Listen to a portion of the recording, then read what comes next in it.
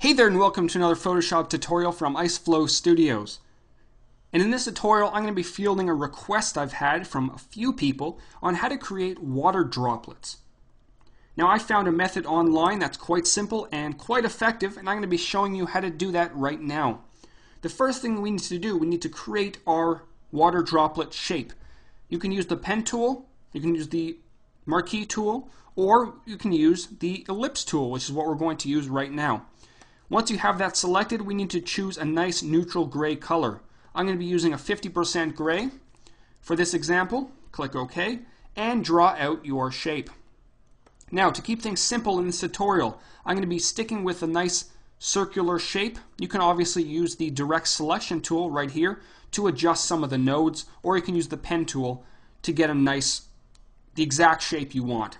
So here we go. We need to start applying some layer styles. First thing we're going to do is we're going to change the blend mode to overlay. Now right away, looking at it, it doesn't do anything for you. Don't worry, that'll come into play later on. We're going to double click on this layer in a nice blank area to bring up our layer styles dialog box. Now we're going to start at the top and go down the list adding a bunch of layer styles. So the first thing we're going to add is a drop shadow. Keep blend mode at multiply, keep the color at black. The opacity is going to be set down to 15%. The angle is going to be set to 90 degrees. Keep use global light checked on. The distance, keep it to 5. You can shrink it down a little bit. Let's put it at 4. Spread is 4. Size is 4. And make sure the contour is set to this second one right here. And turn this on. Next is we're going to add an inner shadow. Basically the exact same options almost. The opacity 15%. Angle 90%, distance is 5, keep the choke at 0, and set the size to 5. Next we're going to add an inner glow right over here, and the settings are as follows. The blend mode, multiply all the way up here, set the color to black, the opacity is going to be set to 20%, and the size is going to be set to 4. Now, moving on to our last option, we're going to add a bevel and emboss. We're going to keep the style at inner bevel. We're going to keep the depth at 100%. The size is going to be set to 15 pixels.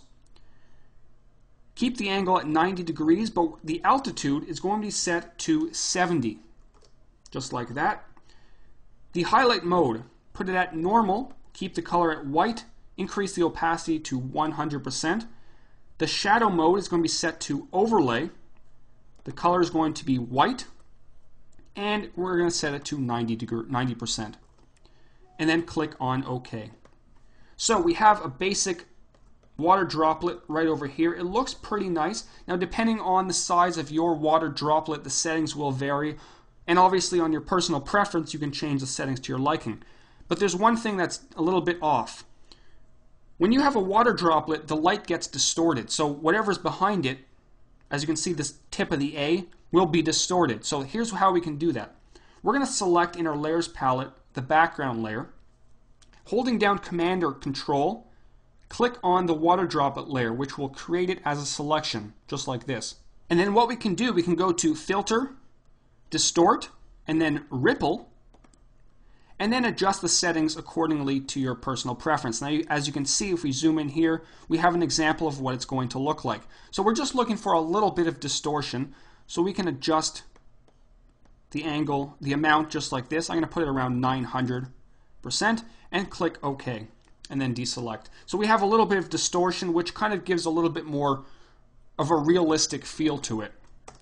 And obviously you can add as many water droplets as you want, change the shape of them, do whatever you please. So that was a very quick tutorial on how to create simple yet effective water droplets for your products in Photoshop. If you're looking for more Photoshop tutorials, head over to tutcast.com, and until next time, this is Howard from IceFlow Studios. Take care.